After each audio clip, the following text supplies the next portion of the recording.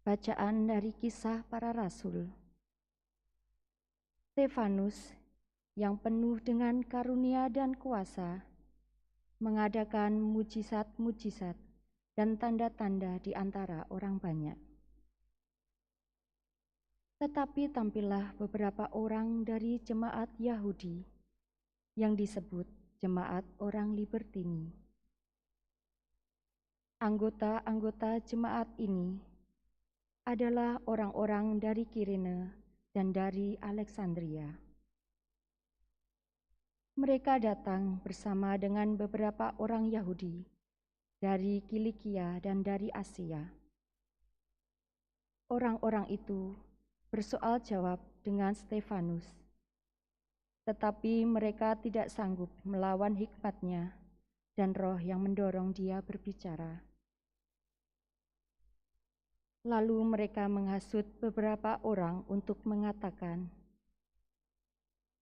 "Kami telah mendengar dia mengucapkan kata-kata hujat terhadap Musa dan Allah. Dengan jalan demikian, mereka mengadakan suatu gerakan di antara orang banyak, serta tua-tua dan ahli-ahli Taurat. Maka mereka menyergap Stefanus, lalu menyerahkan dan membawanya ke hadapan mahkamah agama. Lalu mereka mengajukan saksi-saksi palsu yang mengatakan, orang ini terus-menerus mengucapkan perkataan yang menghina tempat kudus ini dan hukum Taurat. Sebab kami telah mendengar dia mengatakan bahwa Yesus, orang Nazaret itu, akan merobohkan tempat ini dan mengubah adat istiadat yang diwariskan oleh Musa kepada kita." Semua orang yang duduk dalam sidang mahkamah agama itu menatap Stefanus.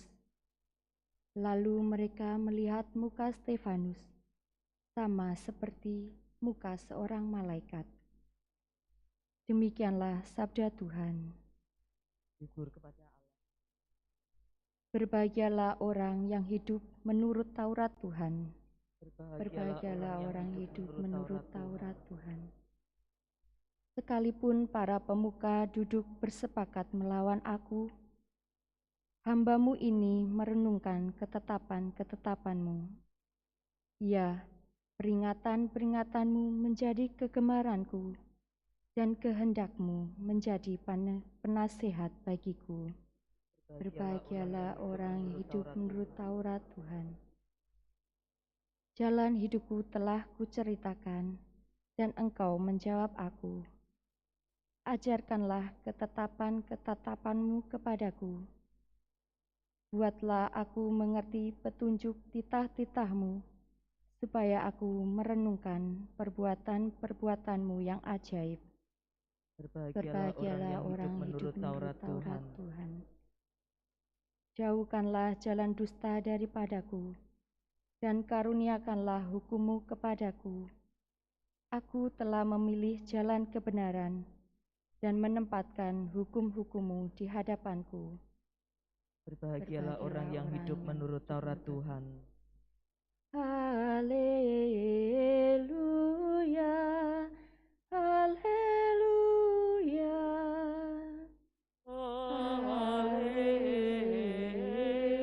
Haleluya, haleluya. Manusia hidup bukan dari roti saja, tetapi dari setiap firman yang keluar dari mulut Allah. Haleluya,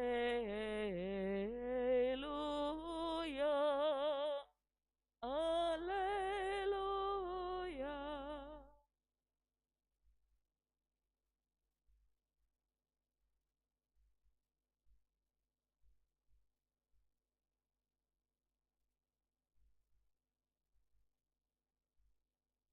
Tuhan bersamamu. Dan bersama rohmu.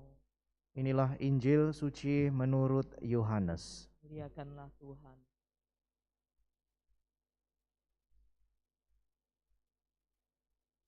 Setelah Yesus mempergandakan roti, keesokan harinya orang banyak yang masih tinggal di seberang danau Tiberias melihat bahwa di situ tidak ada perahu selain yang dipakai murid-murid Yesus. Mereka melihat juga bahwa Yesus tidak turut naik ke perahu itu bersama dengan murid-muridnya, dan bahwa murid-muridnya saja yang berangkat. Tetapi sementara itu beberapa perahu lain datang dari Tiberias ke dekat tempat mereka makan roti sesudah Tuhan mengucapkan syukur atasnya.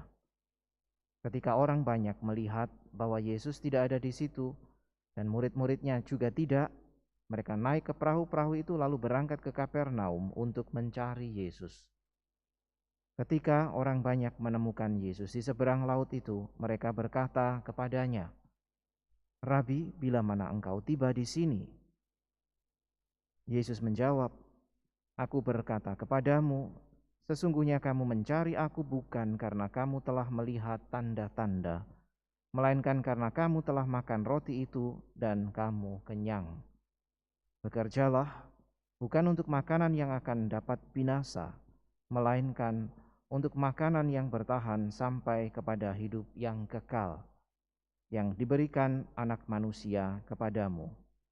Sebab dialah yang disahkan oleh Bapa Allah dengan meterainya."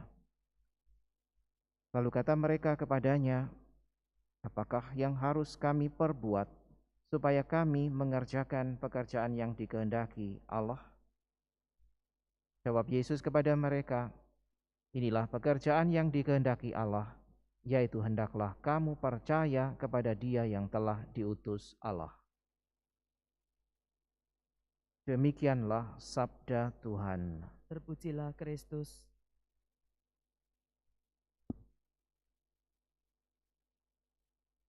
Saudara sekalian yang terkasih, rasa lapar dan keinginan untuk menuntaskan rasa lapar itu dengan makan adalah sebuah tanda bahwa metabolisme berjalan dengan baik. Orang yang sehat adalah orang yang bisa merasakan lapar dan karena itu lalu mencari makanan untuk bisa memenuhi rasa itu dan akhirnya tubuh mendapatkan asupan gizi atasnya. Demikianlah begitu orang banyak mencari Yesus, pertama-tama memang karena mereka lapar. Lapar dalam arti sesungguhnya mereka mencari roti sebagaimana beberapa saat sebelumnya Yesus memberikan kepada mereka roti dan mereka makan kenyang berkelimpahan.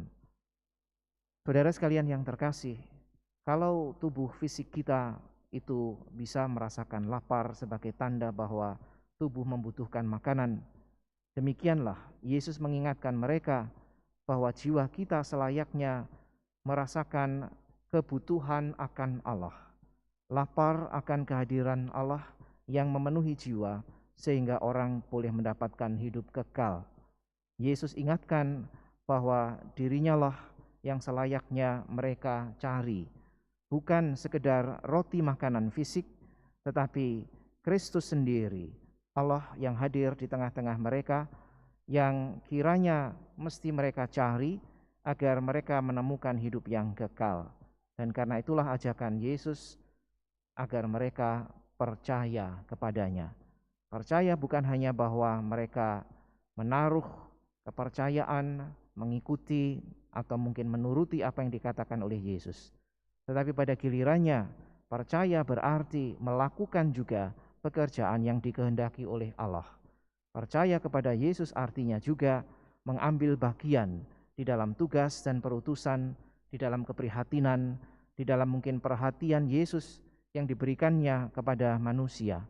Dengan kata lain, kalau Yesus hadir untuk menyatakan kehadiran Allah dan mewujudkan kasih Allah kepada manusia, orang yang percaya diajak juga untuk sama seperti Yesus menaruh kasih yang semakin besar kepada Allah dengan semakin mengasihi Allah dan sesama, melakukan perbuatan baik dan menuntaskan apa yang kiranya harus dituntaskan di dalam kehidupan karena hanya dengan demikian maka lalu orang sungguh mengambil bagian di dalam hidup Allah.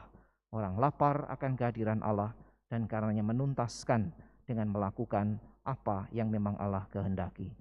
Semoga apa yang terjadi di kalangan orang-orang yang mencari Yesus menjadi tanda juga bahwa bagi kita mau mencari Yesus karena kita memang sungguh percaya hanya dalam Dia kita menemukan keselamatan. Hanya dalam Dia akhirnya kita bersama-sama bisa menuntaskan lapar rohani kita, kebutuhan jiwa kita akan kehidupan kekal.